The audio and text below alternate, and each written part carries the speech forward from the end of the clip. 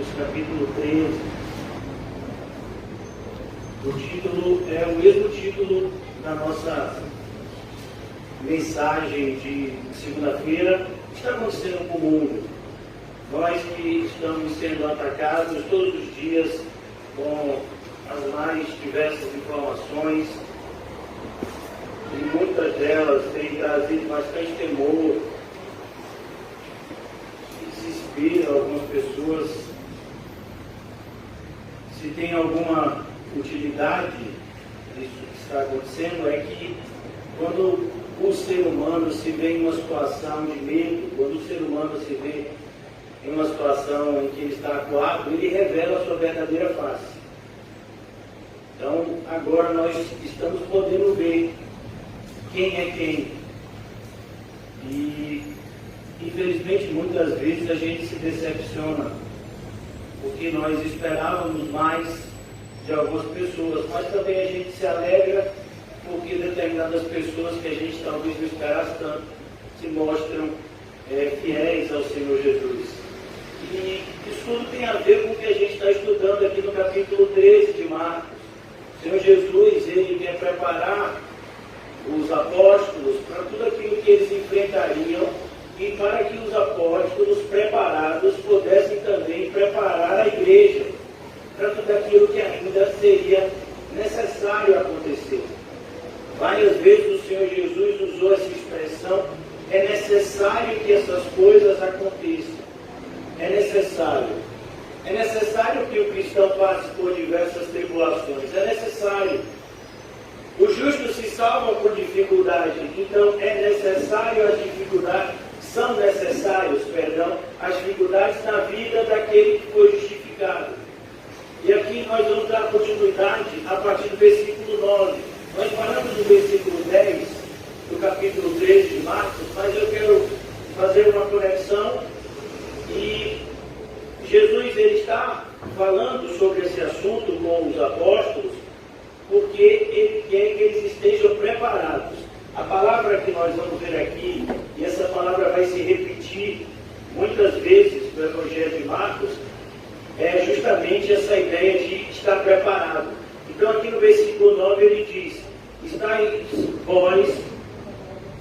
vós de sobreaviso, porque vos entregarão aos tribunais e às sinagogas, sereis açoitados, e vos farão comparecer à presença de governadores e reis por minha causa. Os governadores e reis aqui, eles são uma referência aos juízes de hoje. O sistema não era como o sistema de hoje, o sistema de julgamento.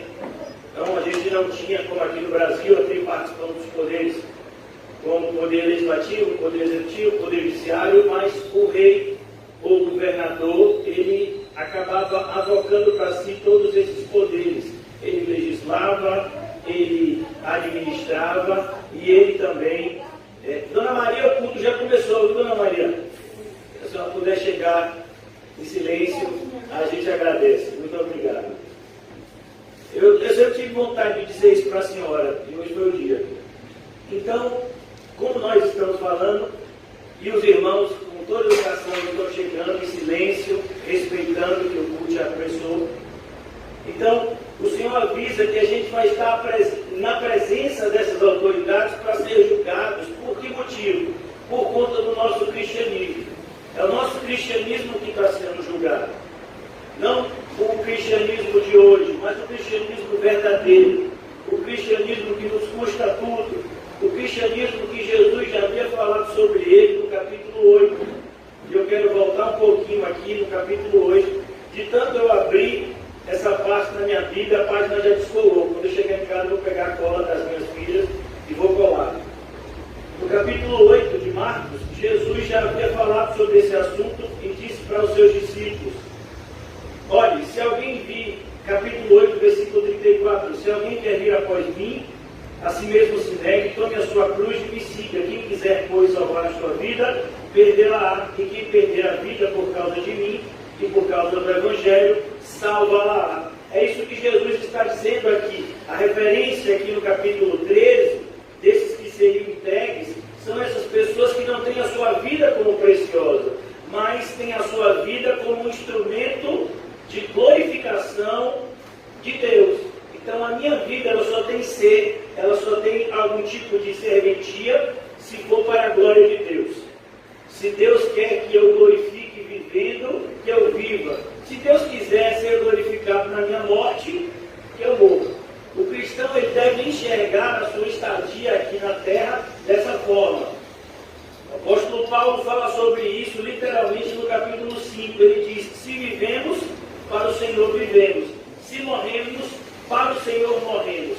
Quer vivamos, quer morramos, somos do Senhor. Então a ideia é essa.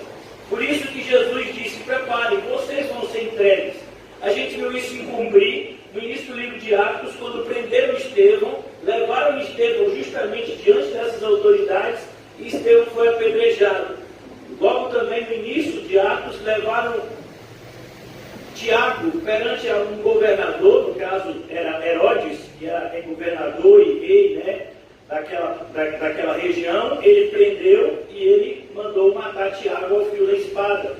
E tudo isso para que o Evangelho sirva de testemunho. Versículo 10. Mas é necessário, perceba, é necessário que primeiro o Evangelho seja pregado em todas as nações. Mais uma vez, que você não tenha uma ideia equivocada. Não é que o Evangelho vai ser pregado a todas as pessoas. O Evangelho vai ser pregado a todas as etnias, a todos os povos, a todas as localidades. Mas pode, porventura, pessoas morrerem sem nunca terem contato com o Evangelho, e vocês sabem para onde é que essas pessoas vão. Porque o contato, a aceitação, a fé no Evangelho, tudo isso faz parte do plano de Deus. Embora muitas pessoas acreditem que a salvação, em parte, depende do homem, a Bíblia nos mostra de maneira indubitável que a salvação é algo exclusivo de Deus. Versículo 11. Quando, pois, vos levarem, vos entregarem, não vos preocupeis. Hoje me mandaram um vídeo. Uma pessoa que nem congrega com a gente, mas de vez em quando assiste os nossos vídeos do culto, me mandou um vídeo onde um governador, eu acho que o governador Rui Costa, né? Estava falando que os cultos estão proibidos. Me mandou um trecho desse vídeo. E na verdade isso pode ter assustado alguns, mas eu fiz questão de ler o decreto, li todos os decretos que foram proferidos pelo então governador, e nenhum deles fala de que é proibido o culto. O que ele diz é o toque do recolher. Não pode, um culto que acaba 9 horas, 10 horas, isso não pode, independentemente daquele ajuntamento ser um ajuntamento religioso, não pode. Então foi isso que o governador quis dizer. Mas pegaram um trecho do vídeo justamente para tentar produzir esse clima que já está insuportável, né? De desespero em muitas pessoas. O governador disse que não é para ter culto, e o pastor marcou o culto lá às 6 horas, como é que pode um negócio desse? Então, eu peço a vocês, irmãos, que vocês, quando vocês ouvirem as notícias, como cristãos espirituais, e eu estou tendo todo cuidado de usar a palavra, porque eu sei que muitos de vocês são de porcelana. Então, como cristãos espirituais que vocês são, procurem ver se aquela notícia é verídica ou não. A gente tem percebido, existe até um processo do Supremo Tribunal Federal que tem como base, né, como fundo, investigar as fake news, as notícias falsas que são propagadas. Então a gente, como cristão, e entendendo que o mundo espiritual é real, precisamos estar sempre preparados, alicerçados e bem informados, para que possamos estar dando um bom testemunho de todas as formas possíveis. Inclusive, se necessário for, em algum momento, desrespeitar uma regra humana para respeitar uma regra de Deus, a gente vai fazer isso, pelo menos eu vou fazer isso sem problema nenhum. Mas não é o caso ainda. Desde que começou a pandemia até hoje, a nossa congregação tem a consciência em paz que não nem federal e nem estadual. Muito pelo contrário. Nós estamos enquadrados em todos, nós estamos respeitando todos os decretos, tanto na esfera estadual quanto na esfera municipal, para que isso fique bem claro para alguns irmãos informados que gostam, muitas vezes, de propagar notícias sem que essas notícias tenham sido devidamente aprofundadas. Mas essas coisas fazem parte. E eu só falei sobre esse assunto porque isso faz parte. Esse clima de insegurança faz parte dos sinais que o Senhor Jesus disse que nós viveríamos. Mas Ele também nos disse que nós não deveríamos nos assustar. Quando as coisas estivessem assim, nós não deveríamos nos assustar, mas deveríamos confiar que Ele está sempre no controle de tudo e Ele está cuidando da nossa vida. De maneira que o que quer que aconteça com a sua vida está cooperando para o bem. Amém, irmãos? Amém. Versículo 11. Quando, pois, vos levarem, vos entregarem, não vos preocupeis o que haveis de dizer, mas o que vos for concedido naquela hora, isso falai. Porque não sois vós que falais, mas o Espírito Santo. Então, muitas vezes a gente fica preocupado. O que a gente vai dizer? Se chegar alguém aqui e disser, uma vez, logo quando veio o decreto municipal, que não podia ter ajuntamento com mais de 50 pessoas, o pessoal lá do Alto das Pombas ficava com desespero quando tinha culto, passava carro de polícia. E aí, uma vez passou, e aí teve um irmão que disse, olha, se bater aqui na porta, eu digo, pai, foi ele. Foi ele que mandou ter o culto. Eu digo, não, irmão, pode apontar para mim mesmo. E você vai falar o quê, pastor? Eu não vou me preocupar com isso. Se eu tiver que passar por essa situação, tenho certeza que o Espírito Santo vai nos dizer como agir e como falar. E até como não falar, se for o caso. Então a gente tem que tomar bastante cuidado para que a gente não antecipe problemas que não estão existindo. Um dos grandes problemas, e isso é um problema, é a ansiedade. Sim ou não? E o que é ansiedade? A gente antecipa uma coisa que não existe ainda e que talvez nunca venha a existir. Então, para que ficar se preocupando, se desesperando, se descabelando com isso, se isso não aconteceu ainda? Então, a gente, como cristão, não pode aceitar isso. O problema, irmãos, eu quero que isso fique bem claro, não é você ter ansiedade. O problema é você aceitar a ansiedade. A Bíblia diz, não andeis ansiosos. A ideia do versículo é, a ansiedade vai querer andar junto com você, e você vai dizer o que com ansiedade? Comigo não. Eu só quero andar com quem está andando com Deus, viu, ansiedade? Você não anda com Deus, eu não quero andar com você não. Podem dois andarem juntos se não estiverem de acordo? Não está escrito na Bíblia. Então, quando a ansiedade quiser andar do seu lado, você vai dizer o que para ela? Comigo não, ansiedade. Eu não vou andar ansioso, não. Eu vou confiar em Deus. O irmão José falou isso, até sobre isso ontem. Quando ele estava expondo as Escrituras, ele estava falando sobre como é libertador o fato de você poder abrir o seu coração para Deus. E a gente usa isso tão pouco, né? Muitas vezes a gente passa por algumas dificuldades e a gente não tem problema nenhum. A gente encontra o irmão e divide isso com ele. Às vezes a gente divide com pessoas erradas, aí já é outra coisa. Mas assim, o mais imprescindível quando a gente está passando por um momento de grande dificuldade é a gente apresentar isso diante de Deus. É altamente libertador isso. O próprio Senhor Jesus disse, vinde a mim, todos os que estão cansados e sobrecarregados. Então, quando uma pessoa me diz que está tão cansado que não pode vir para a igreja, eu digo, é porque você não está cansado o suficiente. Quando você estiver cansado a esse nível, você virá. Às vezes as pessoas ainda estão tendo forças para rejeitar o convite da graça. Mas se ela for um eleito de Deus, ela não vai ter forças para lutar contra o próprio Deus. E no momento oportuno, Deus a trará com a sua mão poderosa para o lugar onde ela vai amar estar, que é o centro da vontade de Deus. Então Jesus continua dizendo, um irmão entregará à morte outro irmão. Você já imaginou isso? Um irmão vai entregar à morte outro irmão. Qual é o cenário aqui? O cenário é ser cristão é um crime de morte. Isso já aconteceu várias vezes. no Império de Nero, no Império, na época em que Domiciano foi imperador romano. Em alguns países, ainda hoje, ser cristão é crime. Nós estamos falando do século XXI. Mas existem países em que ser cristão é crime. Como é o caso, por exemplo, da Coreia do Norte. Um irmão entregará à morte outro irmão.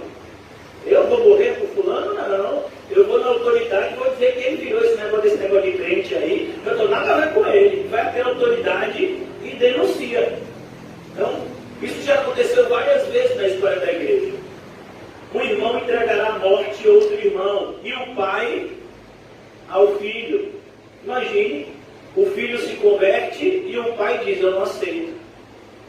Eu não aceito que meu filho seja adepto desse grupo fanático que espera um Messias que já veio e que voltará e que morreu e ressuscitou e que disse que era Deus e morreu, mas como é que pode ser a Deus, como é que morreu? Porque normalmente quem não entende o cristianismo acha que a nossa fé é o quê? Loucura. Até hoje em dia, se você for conversar com as pessoas que se dizem cristãs, né, das mais diversas vertentes, né, do catolicismo, passando pelo adventismo do sétimo dia, você vai ouvir quase que unanimemente a ideia de que Deus quer que você seja feliz. Deus quer que você tenha uma boa vida. Meu filho, na Bíblia, quando você lê a Bíblia com seriedade, você não encontra parâmetros para isso. Primeiro que a gente nem sabe o que é felicidade. O problema está aí, a gente não sabe o que é felicidade. O problema está em justamente a gente ter conceitos extremamente equivocados em relação a verdades essenciais que a gente deveria saber. Então nós aceitamos o conceito que o mundo nos fornece, quando na verdade, se você for para a Bíblia vai te fornecer outro conceito. Vou dar um exemplo para você para ficar claro. Qual é o seu conceito de fé? Por exemplo, se você encontrar uma pessoa que está indo fazer um jogo na loteria, ele vai dizer que está indo fazer o quê? Uma fezinha. Eu fazeria uma fezinha. Se você, por exemplo, no Réveillon, encontrar uma pessoa vestida de branco, na virada do ano, está vestida de branco, ela vai te dizer que fez isso por quê? Por fé. Se você encontrar uma pessoa indo pagar promessa em Aparecida, ela vai dizer que tem o quê? Se você for em Meca, que é a cidade, né, religiosa mais importante do islamismo, você vai ver milhões de islâmicos todo ano fazem a peregrinação até Meca. Você vai dizer que aquelas pessoas fazem aquilo por quê? Por fé. E também a gente tem um problema. Quer dizer que fé é tudo isso? Fé é qualquer coisa que você acredite? Daí a Bíblia nos trazer um conceito específico sobre o que a fé é de verdade. Fé é o firme fundamento daquilo que você não vê e a certeza daquilo que você acredita. E por que você acredita e tem tanta certeza? Porque Deus falou. E Deus não é homem para que minta, e nem filho do homem para que se arrependa. Nós acreditamos naquilo que Deus falou, isso é fé. Como, por exemplo, a fé de Abraão. Qual foi a fé de Abraão? Ele acreditou que Deus que deu Isaac para ele, quando ele não podia ter filhos, nem a sua mulher Sara, poderia ressuscitar o seu filho Isaac dos mortos. Ele acreditou nisso quando ele foi sacrificar Isaac no altar. Foi ou não foi? E a Bíblia diz que nesse exato momento ele foi justificado pela fé.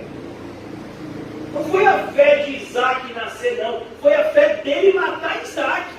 E acreditar que Deus, depois de Isaac ser morto, Deus poderia ressuscitá-lo. Foi nesse momento que a fé de Abraão foi contada. Então a gente precisa entender que fé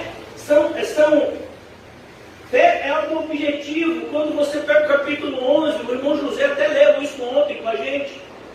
Moisés, por que você acha que Moisés... A gente vive num mundo, né, cheio de seduções capitalistas, e eu não tenho nada a ver com a vertente socialista, mas o que eu estou dizendo é que o mundo nos oferece uma série, né, de mimos, por assim dizer, para facilitar a nossa vida. E se você tiver dinheiro, então com certeza tranquila. E a gente recebe esses ataques todos os dias.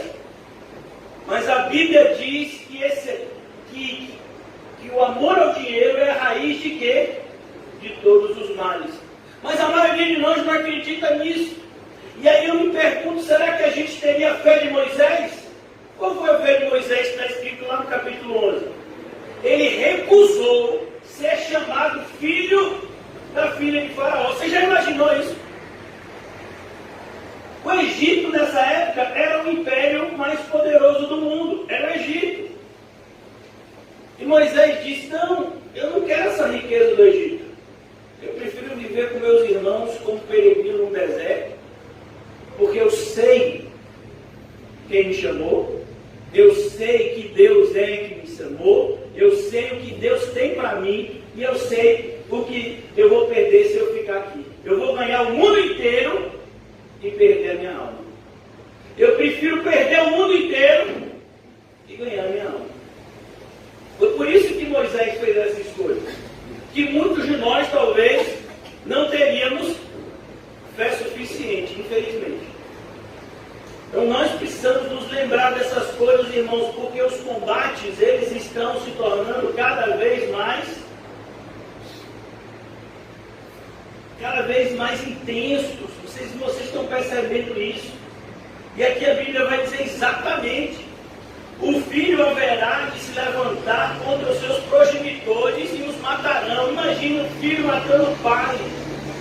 Aqui não é ideia de filho matando o pai por herança, porque isso por si só é algo diabólico, mas é mal contra mal. Aqui não, aqui é o filho matando o pai e matando a mãe, porque eles são cristãos. Olha que coisa diabólica. O ódio aqui é o ódio da luz e trevas. É o ódio que as trevas têm em relação à luz. E isso é algo que nós percebemos desde da primeira família. Qual foi a primeira família? Adão e Eva tiveram 2 filhos. Quais foram os primeiros filhos? Caim e Abel. Um adorava a Deus e o outro não adorava a Deus da maneira correta. Então ele diz, finalmente no versículo 13, encerrando essa sessão: sereis odiados de todos. Você está preparado para isso? Às vezes eu vejo que eu não estou não, meu filho. Quando o pessoal quer me matar, hoje mesmo tentaram me matar. Eu estava andando de bicicleta, uma moto jogou a moto contra mim, eu caí, me machuquei todo, estou todo ralado aqui. E aí você às vezes fica se perguntando assim, meu Deus, por que uma pessoa faz algo assim que não traz nenhuma vantagem? Por que tanta gente tem vontade de fazer o mal contra você e contra mim? Às vezes a pessoa nem conhece a gente. Às vezes a pessoa não tem qualquer tipo de relacionamento com a gente. Às vezes a gente já fez até um bem para a pessoa no passado. E por que essa pessoa se levanta para fazer o mal contra você? Porque existe um mundo espiritual por trás, irmão. O ódio, ele está por trás. E o mesmo demônio que usa um fantoche hoje, ele vai usar outro fantoche amanhã. E você diz, meu Deus, mas eu mudei de emprego, mas eu mudei de bairro, mas eu mudei de cidade. E parece que esse mal tem me seguido. Não parece não, tem.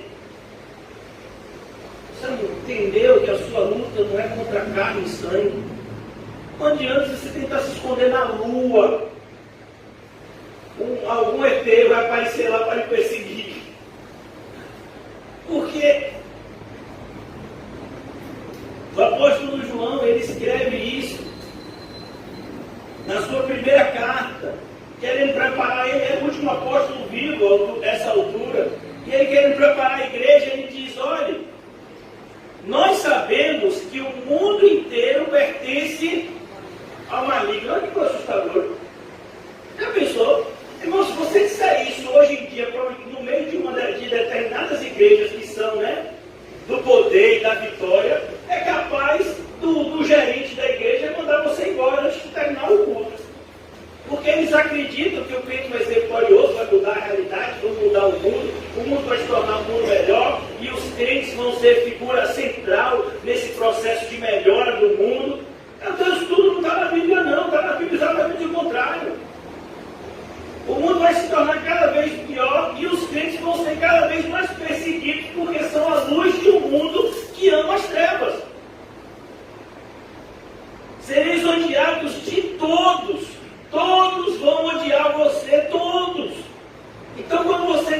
dia uma pessoa e a pessoa te responder bom dia, agradeça a Deus, que isso é milagre. Porque o normal é você dizer bom dia para alguém, a pessoa olhar para você e virar a cara, como se você fosse um nada. Isso é o mundo que a gente vive, irmão. Ser cristão é isso. Sereis odiados de todos por causa do meu nome. Por causa do meu nome. Que nome é esse? É o nome de Jesus. Aquele, porém, que perseverar até o fim. Olha, por quê? Aquele que persevera até o fim. Todos vocês sabem, inclusive José falou sobre isso ontem, que o sermão aqui de Marcos 13, ele deve ser estudado juntamente com Mateus 24 e Lucas 21. É como se você armasse um quebra-cabeça. Não somente nessa sessão escatológica aqui, essa sessão que aponta para o fim das coisas, mas em relação ao próprio Evangelho. Os 3 Evangelhos são conhecidos como Evangelhos sinópticos. Essa palavra sinóptico significa que devem ser vistos conjuntamente. É a ideia que os 3 unidos, eles trazem uma realidade completa daquilo que eles estão falando. Ou seja, eles estão falando da mesma coisa e cada um traz muitas vezes um complemento em relação ao que o outro falou. Né? Então, por isso, eles devem ser estudados conjuntamente. E essa parte, então, deve também ser estudada assim. E se você pegar essa parte paralela de Mateus 24, você vai ver porque somente o que perseverar até o fim será salvo. Jesus, ele fala uma coisa antes dessa afirmação. Ele diz, e por se multiplicar a maldade, o amor de quase todos se esfriaria. Aí então ele diz, mas aquele que perseverar até o fim, esse será salvo. Então o que é que o inimigo quer fazer com a gente? Esfriar o nosso amor. Tirar toda a nossa devoção. Tirar toda a nossa entrega a respeito de Jesus. O inimigo, irmãos, ele quer fazer, ele quer usar a estratégia que ele sempre usou e usa e dá certo na maioria dos casos, que é tirar a nossa visão das coisas do alto e nos colocar com um olhar apenas para as coisas deste mundo. Não foi o que ele fez com o apóstolo Pedro? E o apóstolo Pedro se tornou, em frações de segundos, de servo de Deus para instrumento de Satanás. Lá em Mateus capítulo 16. Ele diz, no mesmo capítulo, tu és o Filho de Deus vivo. Jesus então enaltece o Pai e diz, como você é bem-aventurado, Pedro, porque o Pai te escolheu e te revelou essas coisas. Mas no mesmo capítulo 16, o apóstolo Pedro repreende Jesus quando Jesus disse que era necessário que ele sofresse muito e fosse morto, e que ele ressuscitaria ao 3º dia. O apóstolo Pedro vai repreender Jesus e Jesus diz, Pedro, que é isso? Para trás de mim, Satanás. E ele vai para Pedro e fala com todo amor, Pedro, você está pensando somente nas coisas do mundo. Por isso Satanás influenciou você para você falar essas bobagens que você está falando. Pedro, se eu não morrer na cruz, você não vai ser salvo, Pedro. Você não está vendo a loucura que você está falando, Pedro? Então a gente precisa entender que a nossa estadia aqui nesse mundo, ela está contada. Você só vai morrer quando tiver que morrer. O seu dia da morte já estava contado antes de você dar o seu primeiro choro, quando saiu do ventre da sua mãe. Já estava contado o seu último dia. Então a grande questão, irmãos, não é se a gente está vivo, mas o que a gente está fazendo com a vida que Deus tem nos dado? Essa é a verdadeira pergunta, irmãos. Porque não importa, sabe, as dores em determinados momentos, elas são completamente irrelevantes se você estiver fazendo a vontade de Deus. Eu particularmente estou todo dolorido aqui, mas assim, o importante é você estar fazendo a vontade de Deus. A nossa mente muitas vezes fica confusa. Hoje mesmo, uma pessoa bem próxima a mim disse, se alguém na sua igreja, eu nem sabia que era dono de igreja, mas eu sou. Se alguém na sua igreja tiver um problema de saúde e morrer, a culpa vai ser sua, viu? É uma pessoa da minha família.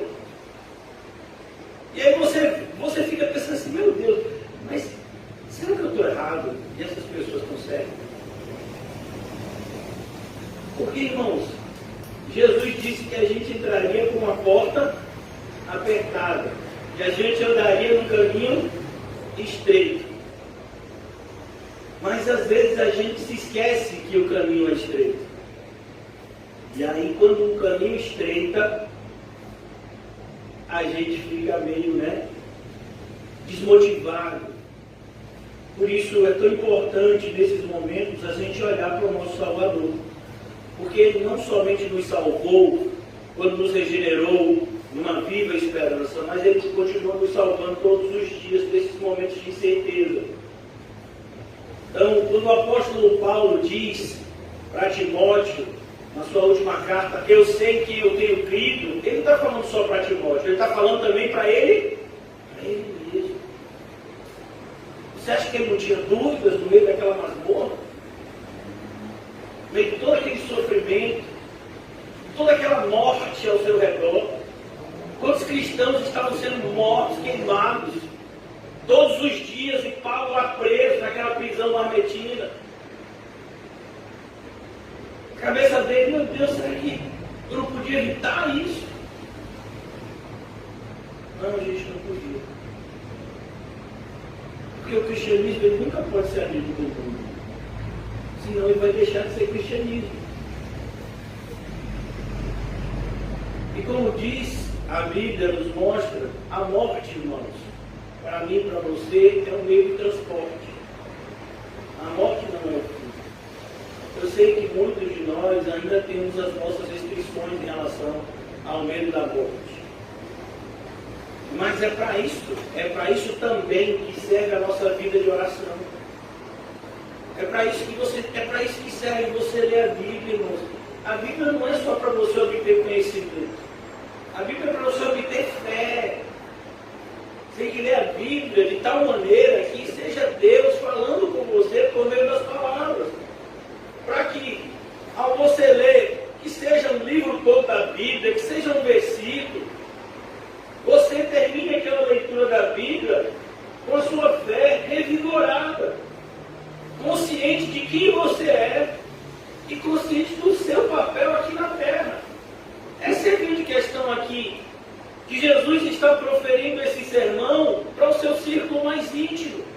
Se você prestar atenção, quem inicia essa conversa são 4 dos apóstolos mais próximos do Senhor Jesus: Pedro, Tiago, João e André. E Jesus está falando para eles nesse sentido, de que as coisas iriam mudar muito. Se você prestar atenção, irmãos, nós meditamos aqui, já estamos chegando na parte final do Evangelho de Marcos, meditamos recentemente no Evangelho de Mateus. Se você prestar atenção, a maior parte dos 3 anos e meio de Jesus, os discípulos tiveram o quê? Somente vitória. O povo estava com fome e Jesus multiplicou pão e peixe. Queriam até fazer Jesus rei. Foram prender Jesus. Em um determinado momento, Jesus disse: ainda não é minha hora. E ele não falou isso para uma pessoa qualquer, não. Ele falou isso para o chefe da guarda do Sinédrio. O chefe da guarda. E o chefe da guarda do Sinédrio voltou lá para o sumo sacerdote e disse: eu não consegui prender ele, porque ninguém nunca falou assim. Então os discípulos estavam maravilhados, eles viram Jesus andar sobre as águas. E aí Jesus agora está falando para esses mesmos homens: olha, vocês precisam tomar cuidado, porque a nossa realidade muda muito rapidamente. Hoje você pode estar com 10 mil reais no banco, amanhã você pode estar devendo 100 mil reais. Se você é um comerciante, você sabe que isso acontece assim mesmo. Hoje você pode estar celebrando, jantando com sua família, amanhã você pode estar enterrando seu filho. E aí? Irmãos, a realidade muda. O que não pode mudar é a nossa fé. Por isso que a frase que Paulo deixa como memorial é algo que deve ficar ressoando na nossa mente sempre quando a gente estiver cocheando, por assim dizer. Paulo diz: eu combati o bom combate, eu acabei a carreira e eu guardei. Essa é a ideia.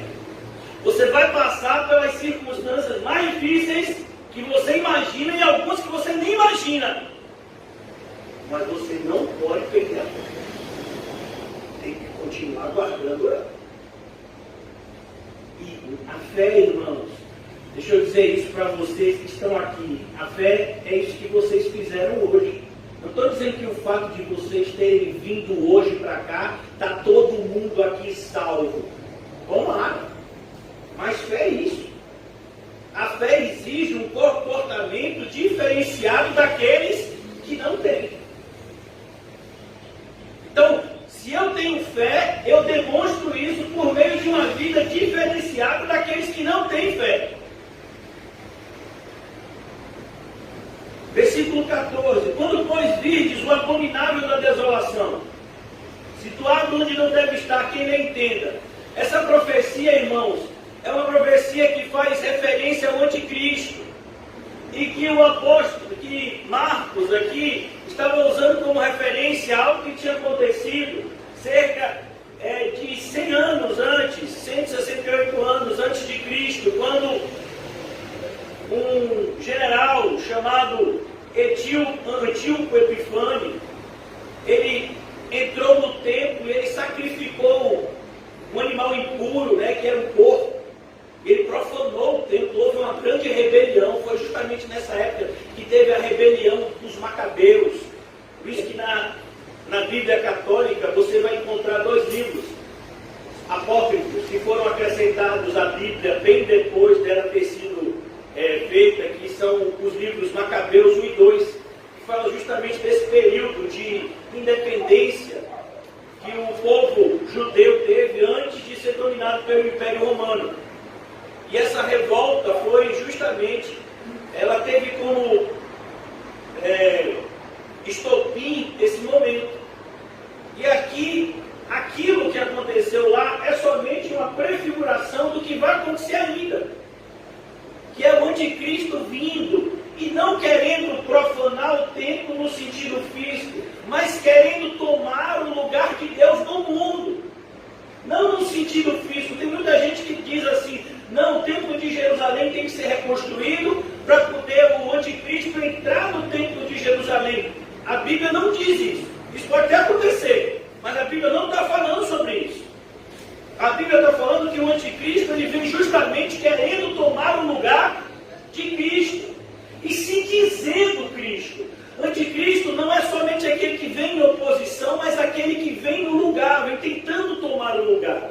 E aqui Marcos está lembrando para os judeus da sua própria história. Por isso que ele diz: quem lê, entenda.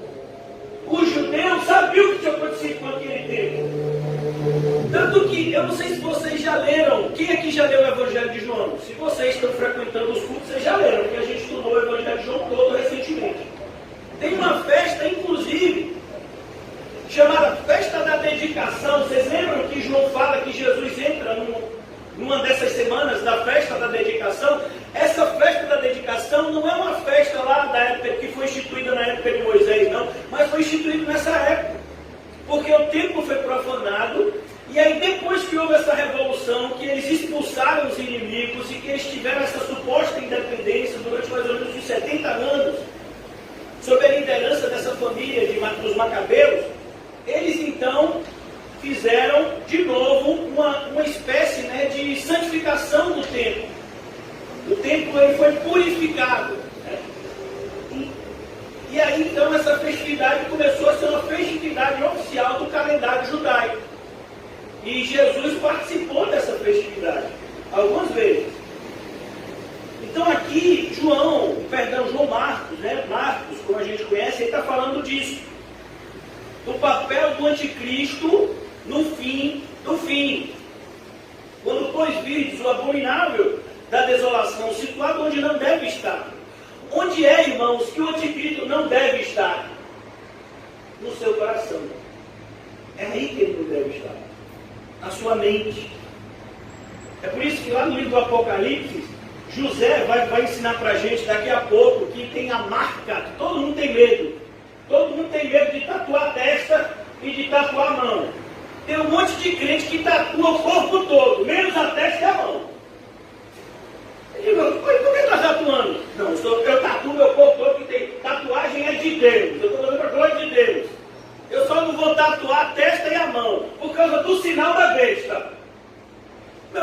sinal da besta não tem nada a ver com tatuagem, nem com chip. O sinal da besta tem a ver com o modo de pensar e o modo de agir. Mão direita fala de ação e fronte fala de pensamento. Então, quando diz que Satanás vai selar as pessoas, vai um modo de pensar diabólico e um modo de agir diabólico. Não é isso que está acontecendo no mundo? Assim como aqueles que são cheios do Espírito Santo, que têm a marca do Espírito Santo, eles não têm uma marca visível, uma tatuagem escrita Espírito Santo. Não, aqueles que são do Espírito Santo, eles têm uma maneira de pensar diferente, eles têm a mente de Cristo, eles têm uma maneira de agir diferente. Como está escrito a Timóteo, todo aquele que diz estar em Cristo, necessariamente tem que andar como ele andou. É isso que Marcos está falando aqui. E aí, às vezes, a gente fica procurando o diabo ali e acolá, e o diabo está onde? Aqui. Atrás. Quando eu falo aqui, não é dentro de você, não. Porque se você é crente, você não pode ter o diabo dentro de você, em nome de Jesus. Mas ele pode estar tão atrás de você que você nem percebe, como uma sombra, lançando um monte de pensamentos malignos na sua mente. Quando a Bíblia fala de dardos inflamados, a Bíblia está falando de pensamentos, sentimentos, que o inimigo lança sobre nós, e de repente a gente começa a pensar e a sentir coisas que a gente não sentia, não pensava, e que não glorificam a Deus, muito pelo contrário. E a gente fala, meu Deus, de onde foi que surgiu essas coisas? Os dardos inflamados que você não estava com o escudo no lugar, e por isso ele achou um espaço e conseguiu acertar você. Então a gente tem que tomar cuidado, o inimigo está muito mais perto do que a gente imagina, irmãos. Quando, pois, virdes o abominável da desolação, situado onde não deve estar, que ele entenda, então os que estiverem na Judéia fujam para os montes, quem estiver em cima, no irado, não desça, nem entre para tirar da sua casa coisa alguma, e o que estiver no campo, não volte para trás para buscar a capa. Ai das que estiverem grávidas e das que amamentarem naqueles dias. Orai para que isso não suceda no inverno. Por quê? Porque no inverno a fuga é mais difícil. As grávidas têm uma dificuldade maior de correr e se esconder.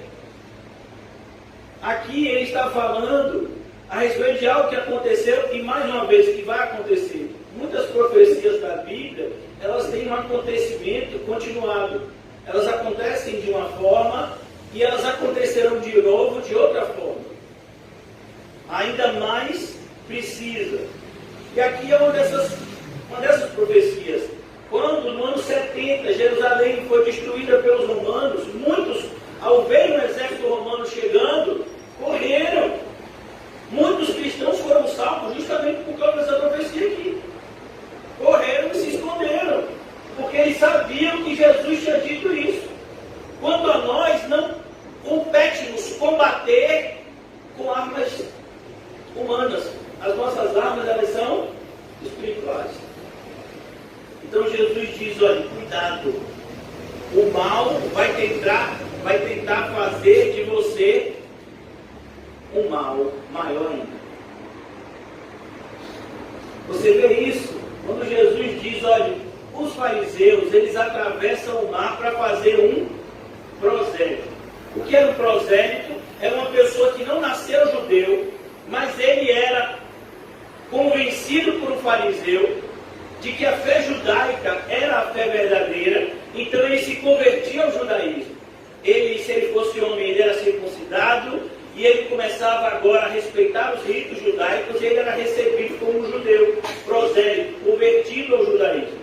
Jesus usa isso para dizer, esse prosélito que foi convertido de maneira errada, ele vai ser 2 vezes mais merecedor do inferno do que aquele que o converteu.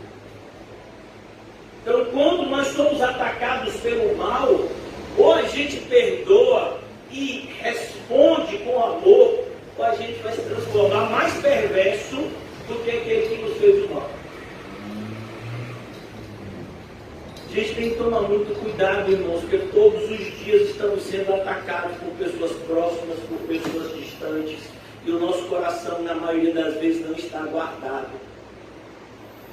Então, cuidado. Você precisa entender. A ideia aqui é quando o mal estiver vindo fazer o que o próprio Deus ordenou que ele fizesse, fuja. Não tente ir contra as promessas de Deus. É como, por exemplo, na época de Jeremias, Deus tinha determinado que o templo seria destruído, não foi? Jeremias disse, olha, vai ser destruído, Deus já bateu o decreto. Então é melhor a gente aceitar o jugo em paz, que vai haver menos dano. É necessário que o povo vá para a escravidão, seja exilado, porque a gente desobedeceu a Deus, e isso é uma disciplina que Deus está impondo sobre nós. Mas o que foi que os falsos profetas disseram?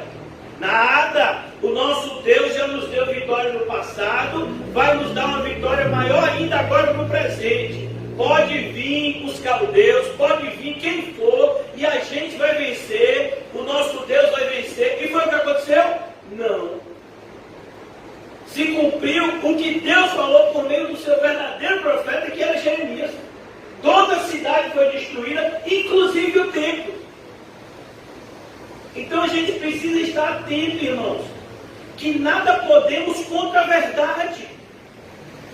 Tem gente, eu já vi pessoas sinceras, eu acredito que muitas vezes são pessoas sinceras, falando comigo, não pastor, mas se a gente orar e tiver fé, as coisas de Apocalipse não vão acontecer. Como assim com você? Não, pastor, é porque Deus está falando isso assim, porque o mundo está muito mal. Mas se a gente melhorar, se a gente se tornar pessoas melhores, aí Deus vai mudar de ideia. E aí não vai acontecer o que está escrito em Apocalipse. Ô irmão, é sério que você pensa assim? Você acha que Deus ia falar alguma coisa se ele não tivesse plena convicção daquilo que ele está dizendo? Então a gente tem que tomar cuidado. Eu já vou concluir por conta do horário, irmãos, e eu quero concluir atualizando vocês em relação à cena teológica do Brasil. Você não precisa conhecer teologia, você precisa conhecer de Bíblia. Mas, infelizmente, irmãos, o fato de você não conhecer de Bíblia faz com que você se torne um alvo fácil para os teólogos diabólicos dos dias atuais. Há alguns anos atrás, tem se propagado uma teologia que vem, para variar, vem dos Estados Unidos, né? Chamado de teísmo aberto, open teísmo, né? Open teísmo, é uma expressão americana, significa justamente isso, o teísmo aberto. Um dos principais defensores é um pastor bastante conhecido no sul e sudeste, e aqui também um herege da mais alta patente, chamado Ed René Kivitz. Mas é muito respeitado no meio teológico, tem livros escritos, ele é muito respeitado assim entre os teólogos. Mas ele é uma pessoa muito herege, né? Não tem qualquer tipo de reverência em relação à palavra de Deus, ele é um teólogo liberal mesmo, e ele é o principal defensor dessa teologia, que ela é explicada como uma teologia relacional. Deixa eu explicar para você, trazendo agora de uma maneira que a gente entenda. Então, segundo essas pessoas, Deus ainda não tem tudo definido. Ele amanhã ainda está em branco. O amanhã vai depender do que a gente for fazer hoje. Deus ainda não sabe o que vai acontecer amanhã. Vai acontecer amanhã aquilo que a gente fizer aqui hoje. Como se Deus não soubesse. Como se Deus tivesse escolhido não saber do futuro. É isso que essa teologia relacional defende. Ela diz que Deus deu esse poder ao homem. O homem tem o poder de mudar o seu futuro. Olha que coisa maluca, diabólica. Mas é uma coisa que tem sido muito aceita, até porque tem crescido não, no Brasil, pela influência católica, grande parte dos evangélicos, eles acreditam no chamado livre-arbítrio. Agora, olha que coisa escandalosa. Uma das principais verdades emanadas, por assim dizer, do protestantismo, que surgiu há 500 anos atrás com Lutero, era justamente que não existia o livre-arbítrio, que Deus é soberano. Apesar do homem ser responsável por cada uma das suas ações, Deus é soberano absoluto sobre a sua criação. Isso faz parte do ser protestante.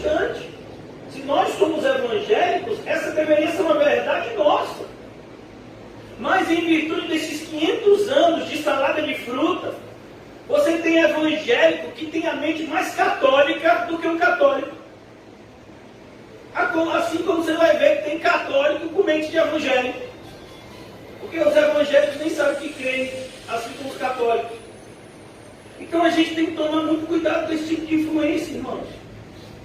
O mal está aí. E o que o mal quer mudar na gente, os dois alvos prioritários do mal, eu vou deixar marcado aqui, versículo 19, para a gente continuar na sexta-feira, se Deus permitir. O que o mal quer atingir, eu gostaria que vocês saíssem com isso, porque é o que eu vou levar também essa noite. O que o mal quer atingir na gente é o nosso coração e a nossa mente. É isso que ele quer atingir.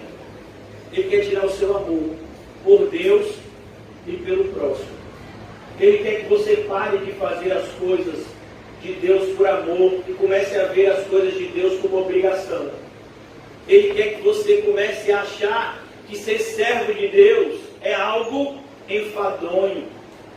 Ele quer te iludir, mostrando os banquetes do mundo, dizendo que o mundo é maravilhoso, quando na verdade o que o mundo nos oferece é só concupiscência dos olhos, concupiscência da carne e soberba da vida. E quem ama o mundo, o amor do Pai não está vivo. Em segundo lugar, irmãos, o inimigo, ele quer atingir a nossa mente, porque ele sabe que a mente e o coração, eles estão ligados. Aquilo que eu penso, eu sinto. Aquilo que eu sinto, eu penso. Estão ligados. Por isso que o apóstolo Paulo diz que nós devemos ter a mente de Cristo. Por isso que ele vai e repete isso aos romanos, que nós não podemos aceitar o que o mundo nos impõe, mas devemos ser transformados pela renovação do nosso entendimento. Eu estou falando sobre esse assunto, concluindo, que a gente vai terminar exatamente como eu falei, 7 horas, não sei se foi menor, para que a gente não aceite de mente aberta tudo que estão dizendo para a gente aí. Então, essas informações que estão chegando de todos os níveis, tanto a nível de saúde, quanto a nível de economia, quanto, não aceite. Se você tem percebido que a situação está ficando pior, vá orar. Você esqueceu que a oração do justo pode muito em seus defeitos?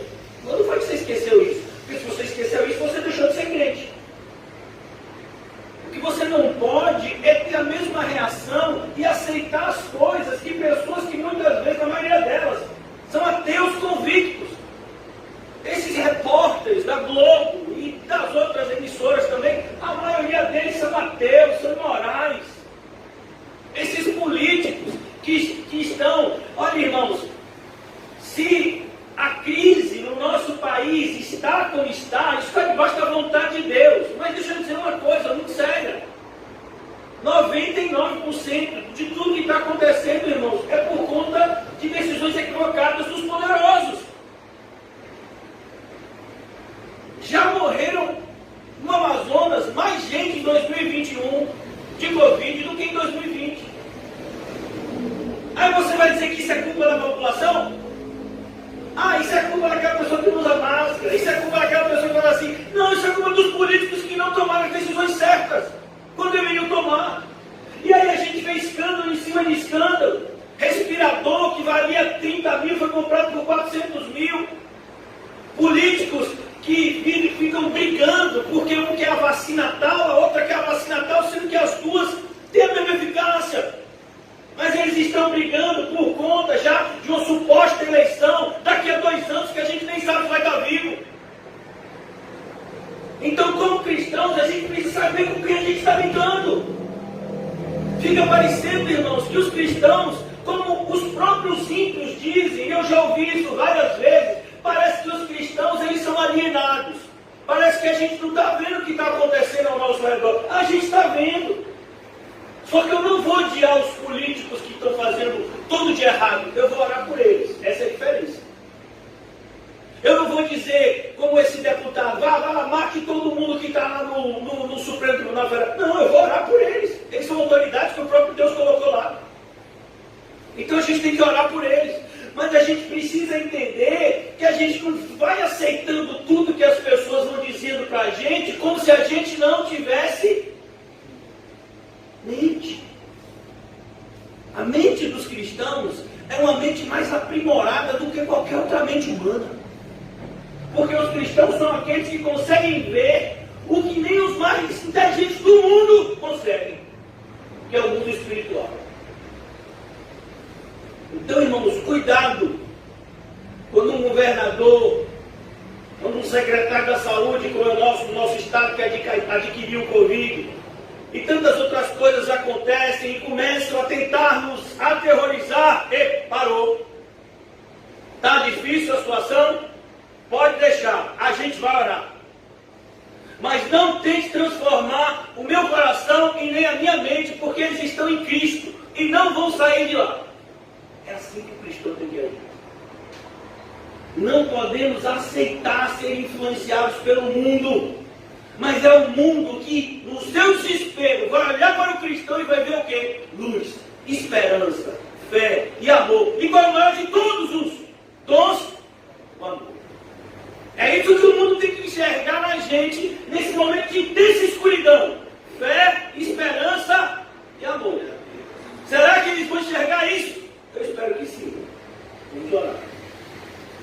Ó Deus, tem misericórdia de mim, Senhor. Tem misericórdia de mim. Tantas vezes não tenho guardado meu coração e tenho me irado, Senhor.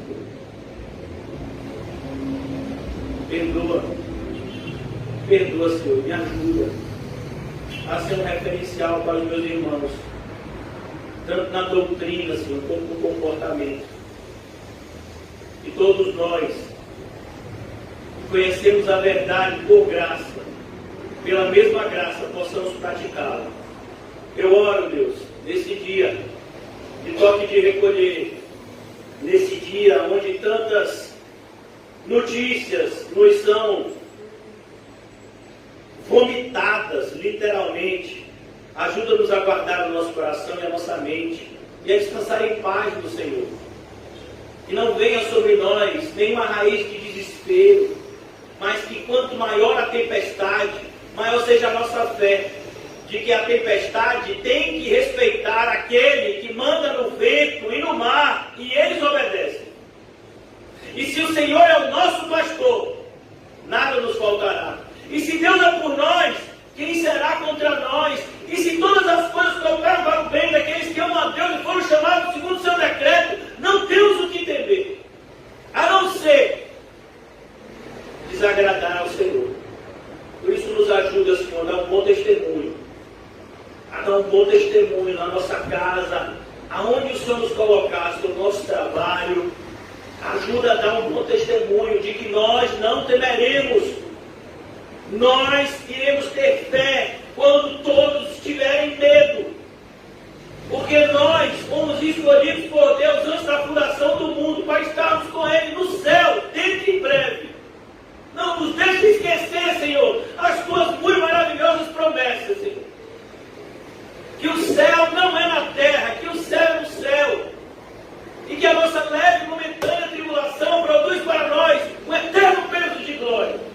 E saiamos da nossa reunião pública, Senhor, com essa certeza. Eu oro por aqueles meus irmãos que vão entrar no ônibus, no carro e vão se deslocar ainda para os seus lares. Leva-os em segurança, Senhor. Protege-os de todo mal. Guarda com a tua mão poderosa, que eles cheguem em casa em segurança e, acima de tudo, cheio de fé, de amor, de esperança, Senhor. Quando todo mundo se desespera, o cristão é aquele que tem uma mensagem de esperança, de fé e de amor. Pois é para isso que fomos salvos, para propagarmos a mensagem do nosso Salvador. Não nos deixe esquecer, nunca. Obrigado, Senhor, por essa oportunidade que o Senhor tem nos dado de provar a nossa fé antes do nosso grande encontro contigo, Senhor.